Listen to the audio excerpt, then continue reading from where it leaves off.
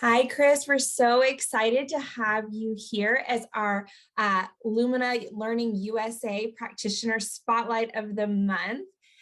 We wanted to just have you briefly introduce yourself. Tell us a little bit about your company and what you specialize in. Excellent. Well, I am super excited to be with you all today and, of course, to be spotlighted as the practitioner of the month.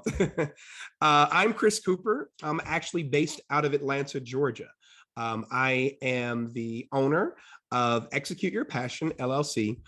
Basically, I'm a professional. I own a professional services firm, and I focus mainly on three things: on coaching, training, and speaking work. The coaching is primarily executive coaching, life coaching, business coaching. The training is all types of soft skills, everything from leadership to management to communication skills. And the last part, of course, is speaking, which entails me emceeing events and doing keynotes and workshops all across the world. I'm very fortunate to be the author of two #1 best-selling books. One is called Achieve Your Dreams. The other one is called Get Sugar Honey Iced Tea Done. I'm going to use the good words today. And I just have the awesome pleasure of privilege now of over the last decade and a half to have served clients on 5 different continents, given over 15,000 coaching sessions, over 4,500 presentations. The company is really based on the belief that people are the world's hidden treasures. So I'm all about helping them ignite that fire inside so they can live an amazing and incredible life. Wow, that's so amazing. That's so amazing. I actually didn't know about your 2 books as well. I'm gonna have to go look those up and get Yes, some. they're on Amazon. That's awesome. So tell us a little bit about your journey becoming a Lumina practitioner. So what are you qualified in and how long have you been a practitioner? Okay. Lumina has been a blessing. I'm going to say that. I'm going to use that word strategically. It's been a blessing.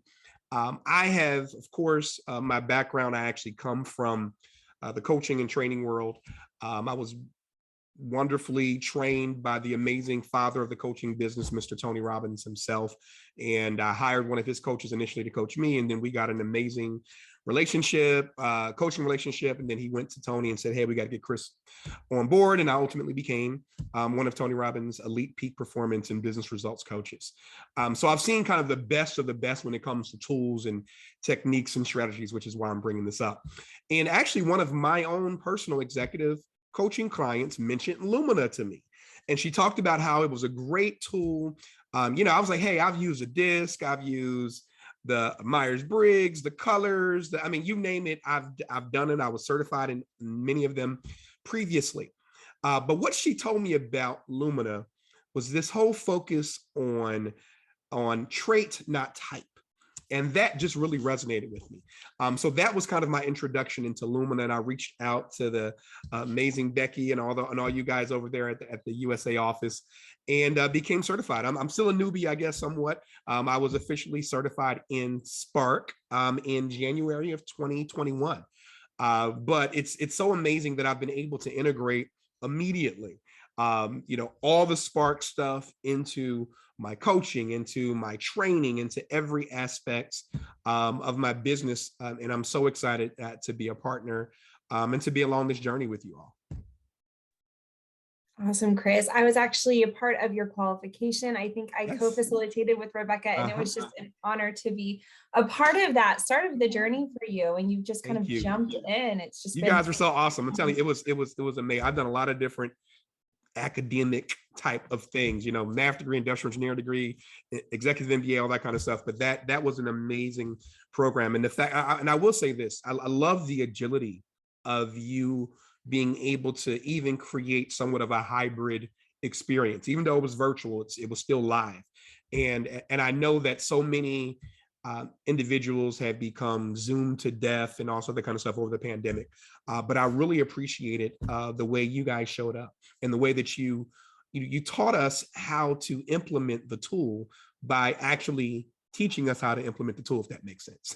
You were utilizing the same techniques and strategies that we would have to use as practitioners to engage our clients. And I'm very, very grateful for that. And I thank you guys for leading by example. Thank you, Chris. That really means a lot to us. It was really exciting to be able to, we had already, been creating this virtual qualification platform, but Uh-huh. then COVID hit and we just kind of sped it up. And so Yeah. I believe you're one of the first ones we did Yeah, I virtually think like we were. that. Uh-huh. Yeah. And it was really neat to Mhm. experience that. And we've grown and it's just kind of developed, and it's been a great journey to be on. But we appreciate so much the feedback, because you never Yes. know when you get into it. And like you said, being Yes. on Zoom, people are kind of tired of it, but to get Yeah. in and have fun is really Right. important. So, It was great. Mhm. good, Yeah. great. So I know you've shared a little bit around what you do, but do you want to share a little more around your area of expertise? Yes. So primarily, people call me a lifestyle and procrastination expert, right? So I'm Mr. Get Sugar Honey Iced Tea Done. So a lot of my work and expertise has definitely been around productivity and ultimately helping individuals maximize and optimize their skill sets. But of course, that comes with some work. So a lot of, I'm certified in what they consider to be psychological results-based coaching or PR coaching. And pretty much it's based on literally understanding that success is 80% psychology and only 20% mechanics. So my area of expertise is primarily in that's mindset, the psychology of it all, and then putting the systems, strategies, uh, tactics, et cetera, in place in order to actually make that happen. So it's really kind of overarching because it varies from, I coach other coaches and help them learn how to build, six-figure businesses and that kind of stuff. I coach executives and show them how to effectively lead their teams and their organizations. I coach I've had clients from stay-at-home moms to celebrities and athletes and everybody in between. And I use the same type of method overall, which is kind of what I would say my GSD system. And it's really just based on psychology, planning, action, consistency, and accountability. So everything that I do really comes down to those five things, no matter who I'm coaching, no matter what I'm doing. And it's applicable in every single situation, whether it's a relationship or a career or a business or your health or your finances or spirituality. How we do one thing is how we do all things. So I'm really big on just really helping individuals, as I said, ignite that fire inside and bring the best out of them. So that's my area of expertise. I love what you just said. How we do one thing is how we do all things. Mm-hmm. Uh, I just, that hit me. I think that that's something I've been learning, and I think as we grow and grow up and we Yeah. continue evolving, we kind of hit things like that. But Yes. that was really powerful. Thank you for Yes. sharing that. My pleasure. Do you have any advice that you'd like to share around leadership Mm-hmm. and or team building? Yes. So I think leadership and team building kind of go hand in hand. I believe that you can only effectively be a leader if you're able to build and lead a team. And I think that so many times we look at leadership as a position. And leadership is not a position, it's a lifestyle, in my opinion. And when I say that, I think about I've just and Kate knows me a little bit. I'm just really I'm like the perpetual learner. I love to learn. I'm always asking questions. I'm inquisitive. I was running my mouth a lot, and we were inside the qualification, as she could probably tell you. But one thing that I in my studies I've learned that there's kind of three key things that all successful people do. I don't care if it's the Jeff Bezoses or the Oprahs or whoever, you name them. And it's really essential when it comes to leadership. It's really a leadership quality as well as a team building quality. And I'm going to tell you. And it's the first thing is that they have ultimate clarity about what they desire and what they want. In order to be a true leader, you have to get clear, right, about what you desire and what is the outcome?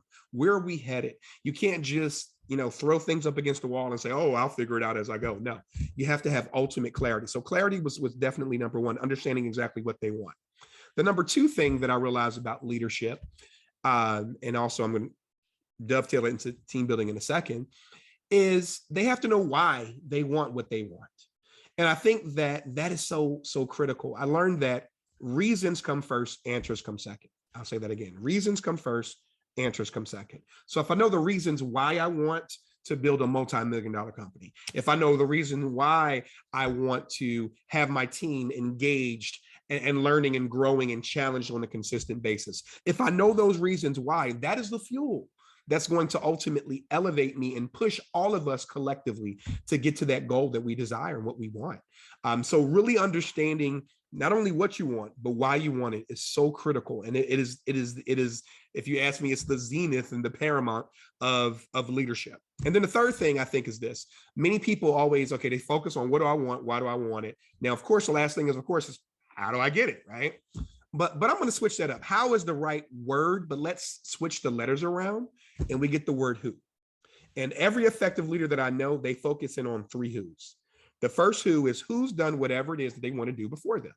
I'm sorry to say to most individuals, there are no new ideas. I mean, I know it sounds a little crazy, but honestly, most ideas are an iteration of somebody else's idea previously. So understand that success leaves clues. So if you've seen other people do something similar or like-minded, a like-minded way that could really benefit you, build off of that success. You don't have to reinvent the wheel. So those effective leaders are the ones that identify, we call them best practices. We call them all these different types of words that really mean on just building upon what's been laid before us. So that's the first who. Who's done it before you? The second who is, who do I have on my team? And this is when I'm talking about the team leadership. The team is so important. I read a book years ago, and I think it's awesome. It's From Good to Great by Jim Collins. And he gives this great analogy of how you lead a team and how do you really build a team. And he talks about this analogy of driving. And he's like, it's like driving a bus. And he says, the first thing you have to do is you got to get the wrong people off your bus. So many times we have the wrong people on the bus. Then he says you have to get the right people on your bus. So got the wrong people off, get the right people on, but it's not just important to have the right people on the bus. You have to put the right people in the right seats on the bus, in the roles, in the positions where their talents and skills and that kind of, stuff lies. And then you have to figure out where you're driving the bus. So when I talk about who's on your team, I want individuals, leaders in particular, to think about who are the individuals that you lean on for practical support, for emotional support, for spiritual support, for, financial support, for whatever it is that you ultimately need. I know back in the day, they used to have T-Mobile. T-Mobile used to have this thing, I'll never forget it. It was called the Fab Five. And there were 5 numbers that you could call for free, right? 5 people that you called the most, and they would let you call those people for free. Yes, before, for some of the Gen Zs, they don't remember this. But anyway, there was a time when we had to actually pay additional for phone calls on cell phones. And the Fab Five were so cool because these were the 5 people you called the most and you called them for free. So when I think about the Fab Five, it's like the law of association. You become like the 5 people you associate with the most. So a true leader is very cognizant of the 5 people that they ultimately associate with, because you are 20% of each of those individuals, right? You think like them, you eat like them, you walk like them, you talk like them, you may govern and lead like them, so just understand that, that the law of association is real, and there's power in proximity. And then the last thing that I'll say, and this is, I think, the biggest one when it comes to leadership and it comes to team building. And this is, I think that doctors have what they call their bedside manner. I call it my coaching side manner, which is this third thing. And it's really this concept of, who do I need to become to attract what I desire and what I want in my life? Not to chase after, not to hustle hard, grind, away, that hyper masculine world in which we now live, where everybody thinks you have to just work yourself to death. No. Who do I need to ultimately become to attract magnetically, everything that I desire, everything that I want? So I think true leaders, they focus in, as I said, on number 1, about what they want. They have ultimate clarity about what they desire. Number 2, they know why they want it. Number 3, they're not focused so much on the how, but they're focused on the who. Who's done it before me? Who's on my team? And most importantly, who do I need to become to attract what I desire and what I want in my life? So that's kind of the advice that I would give to aspiring leaders or individuals that are, amping up their, upskilling their leadership skills and their team building skills. Awesome. Thank you, Chris. That's great. Can you share something interesting about yourself? You've already shared some really interesting things that I wasn't even aware of, but anything else you can share? Yeah. I think people don't realize this, but I am, 2 things. I love music. I am a music lover. I actually grew up in the church singing and all. I used to sing on the praise team, so people didn't know if I could sing. That's one thing that people don't generally. It's an older voice now, but people don't. I think they forget that I can, or don't know that I can see. The other thing is I'm a daredevil. I am like the perpetual risk taker. I have walked on fire multiple times. I have bungee jumped, I have skydived, and I've run with the bulls in Spain. So I am that. Yeah, I'm that thrill seeker. Okay, so I have a question for you. Yeah. Was there a time where you weren't a thrill seeker? Like, did that Yes. switch for you? Yeah. Yes. Was it? Yes. It did switch, and I'm gonna tell you, I think it switched for me in college. I think once I got to college, I grew up in Philadelphia, originally. And my mom was very young. She was only 15 years old when she had me. So we kind of grew up together, for lack of a better word. And she sacrificed so much and she did so much. So because I came from a background that was one where, I was used to quote unquote struggle and making do with what I had and just trying to make things happen, just get out of here, survival mentality. I think that I became ultra conservative and I wouldn't take a lot of risk because I had to make sure that what I had, I was like conservation, like I don't want to lose it. So I can't, I got to stay here. Like I got to hold on to it. I got to, that kind of stuff. But I think that when I was in college, I came to Atlanta. I was very fortunate to get a scholarship, which was the only way I was going to be able to go to school at Morehouse College and Georgia Tech. So I did a dual degree engineering program. So I did math at Morehouse, industrial engineering at Georgia Tech. And it was like, once I got to Atlanta, I think I began to see other people, number one, that looked like me, that were excelling and succeeding and achieving. And then I think also just this new perspective of individuals from all parts of the world and all different types of places.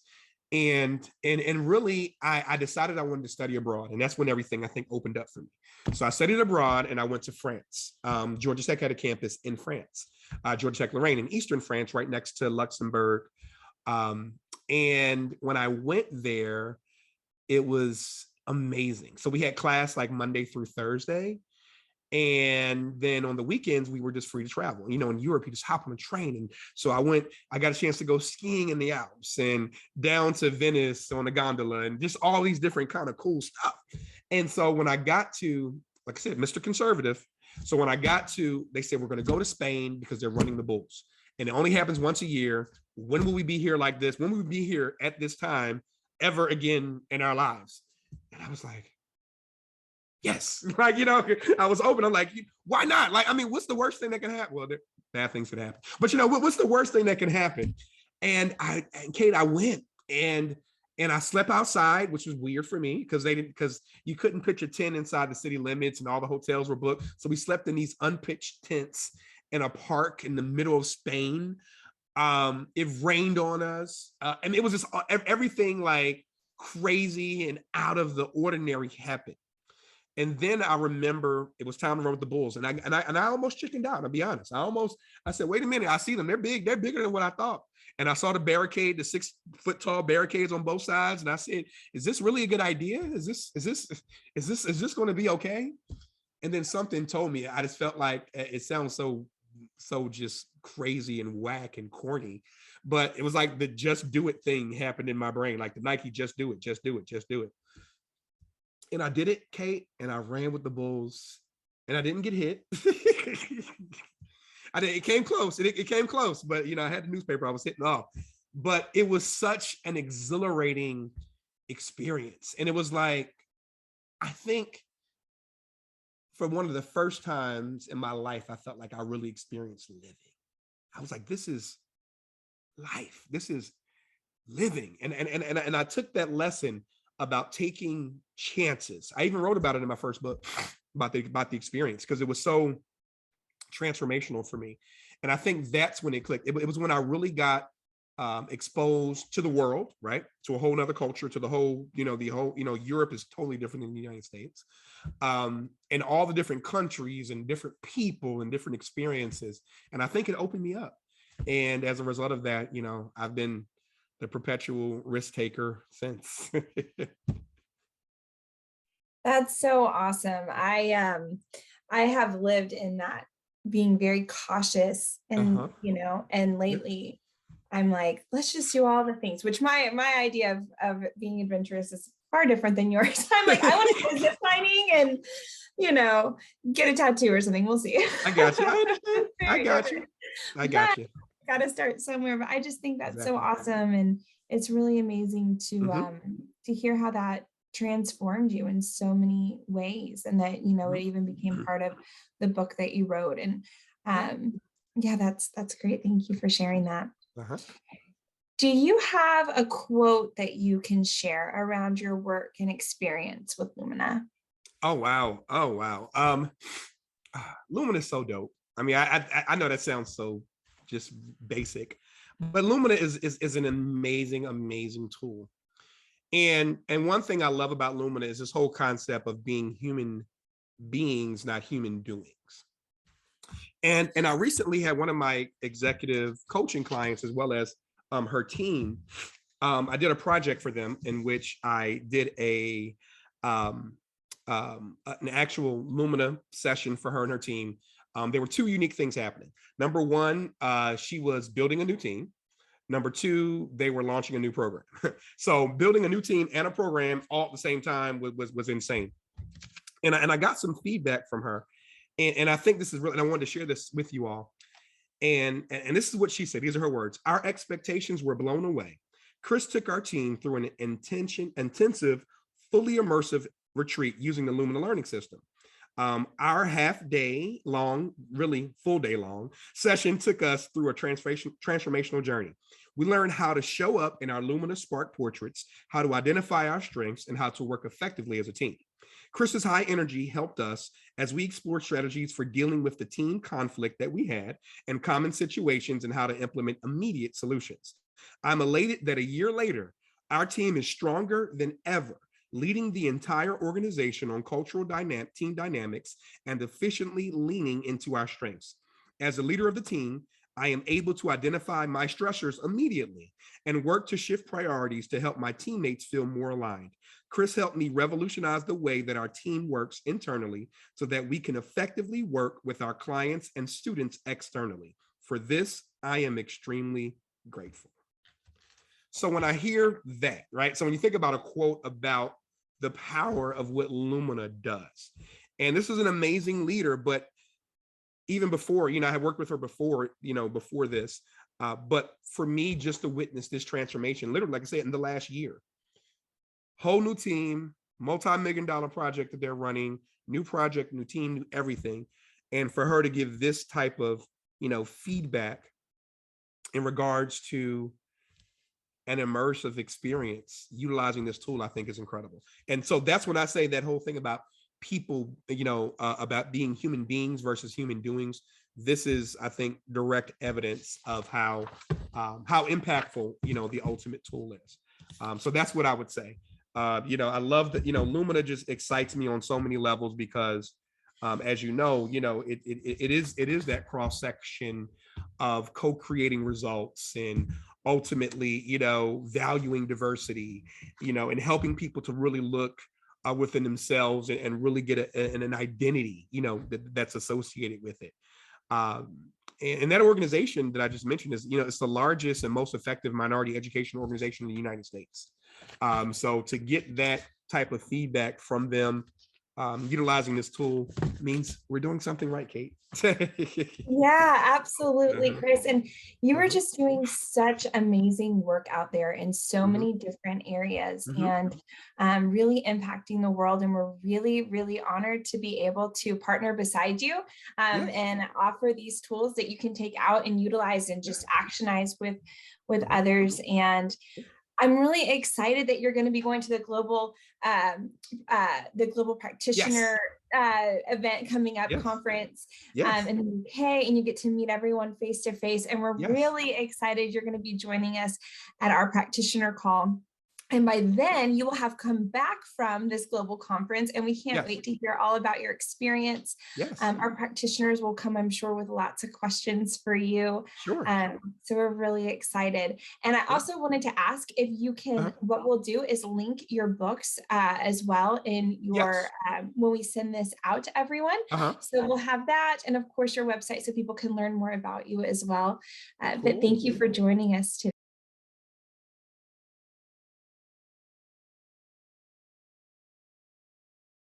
I guess one thing I think that is really awesome with Lumina is, so really fast, my background, once again, I come from technology originally. I was very fortunate to get promoted 3 times in 18 months and become a very young junior executive in technology, because not only did I have the technical skills, but I had the soft skills. And one great thing that, as we all know, that Lumina is amazing for is soft skills and soft skills development. So I've been pulled, I guess, over the pandemic in particular, I've been pulled into so many discussions with organizations about this concept of virtual visibility.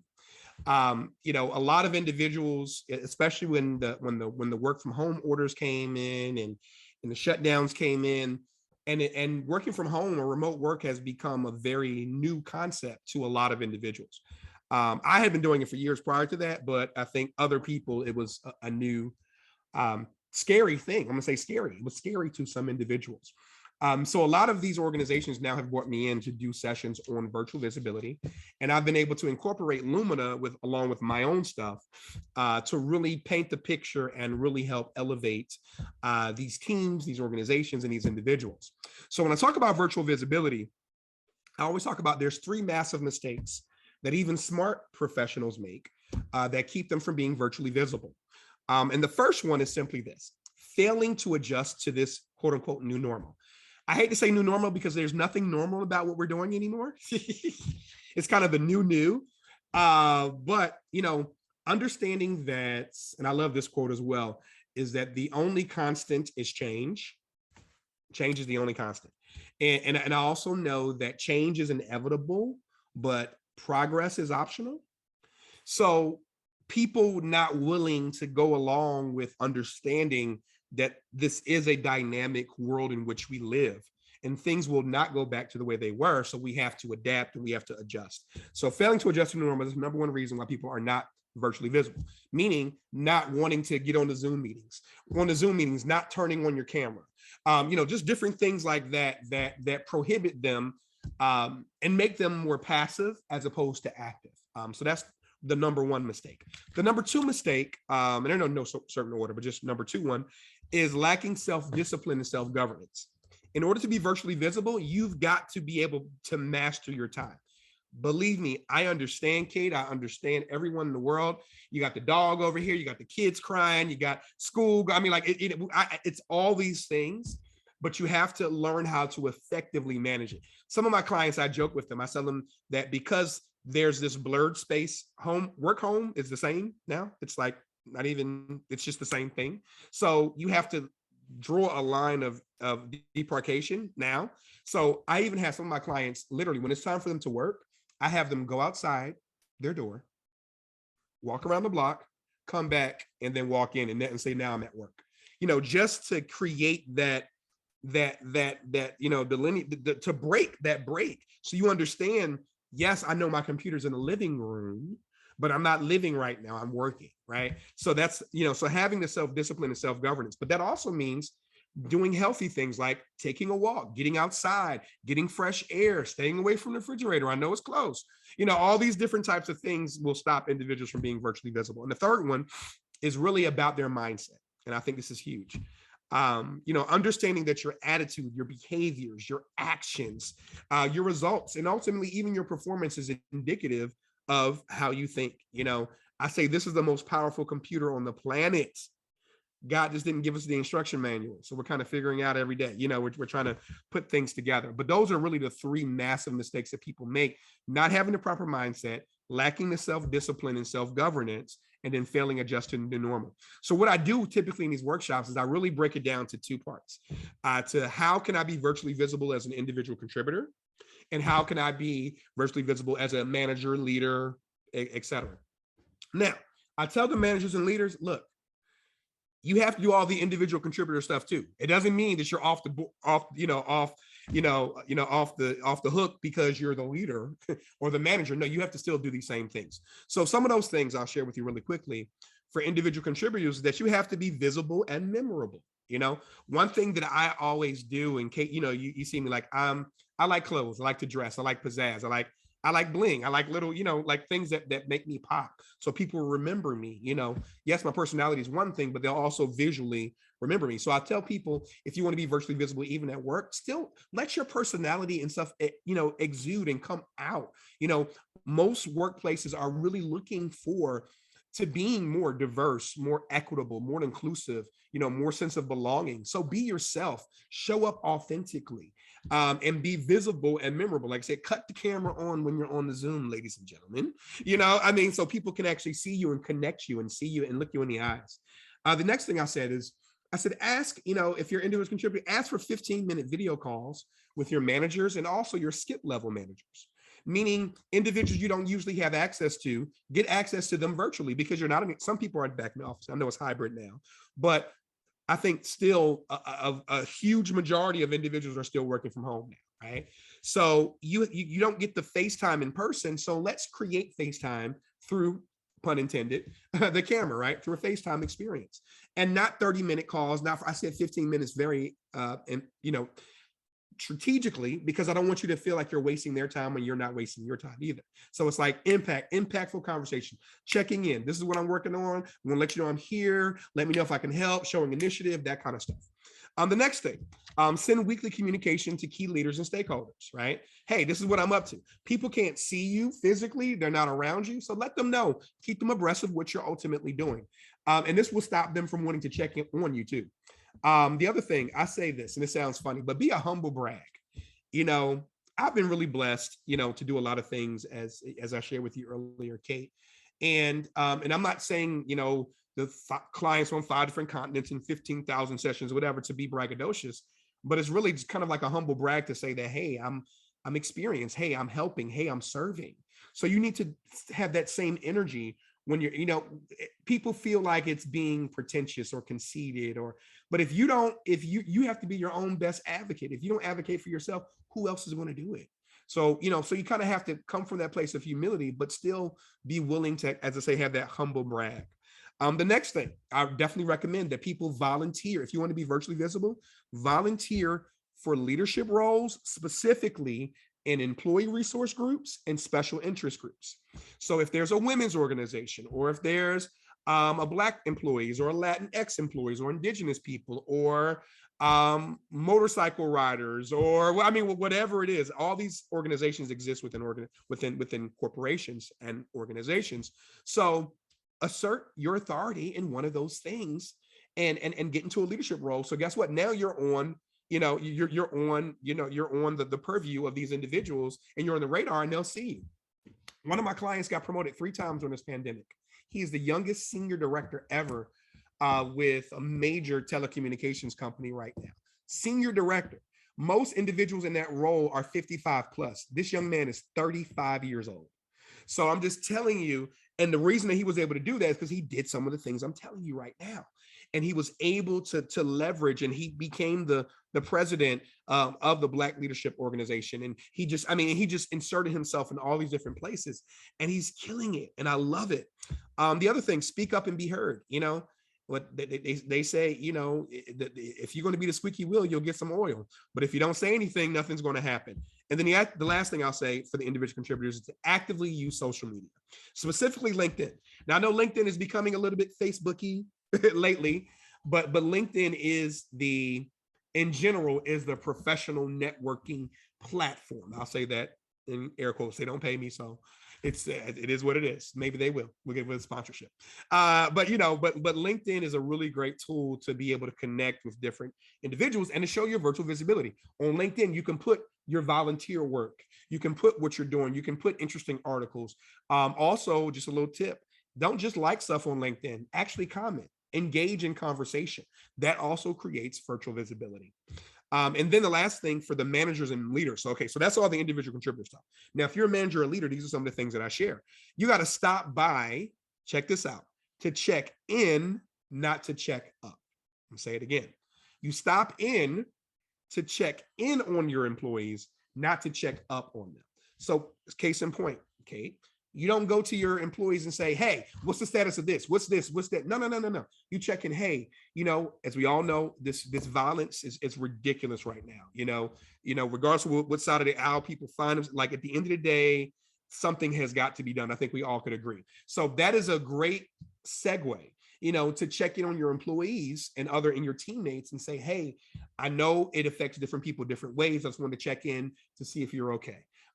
We have resources available through our, employee resource programs and that kind of stuff. If you need someone to talk to, once again, not putting your views on them or anything like that, but just letting them know that you actually care about them. Guess what? That they're a human being, not a human doing, right? That's what you're showing there, that empathy that you're showing in that. So the other thing, I encourage leaders to host Ask Me sessions, right? Just a little 45-minute, 30-minute session where you let all your employees or group, I do this with a lot of VPs, and it's like Ask the VP. And they just open it up for whatever, just a live Q&A town hall type environment, just to kind of find out, how people are, how they're adjusting, what they like, what they don't like, et cetera. Focus on empathy and connection. And then I also say just go above and beyond for your team. So I know I'm giving you a whole workshop, but I just wanted to share with you just some of the things that I think that are really important when it comes to increasing that virtual visibility. And really, when I think about it, it really comes down to two things. It really comes down to SEQ, or social and emotional intelligence, and it comes to soft skills. I think at the end of the day, everything, in order to be a more effective, more efficient organization, in order to get the best out of your employees, in order to get the best out of you, in order to get the best out of every situation, in order to be more profitable, more efficient, more effective, everything in my brain comes down to social and emotional intelligence and soft skills. So I guess, ironically, if you ask me my expertise, that's my real expertise, is the social, emotional intelligence, and of course the soft skills, which in essence is productivity and all the other kind of stuff I mentioned earlier. So there you have it. That's my take on virtual visibility. Thank you so much, Chris. So much really great information packed in there. And we're really excited to unpack it more with you at the upcoming practitioner call. Thank you so much for your time. Fantastic. Thank you. Thank you for having me, Kate.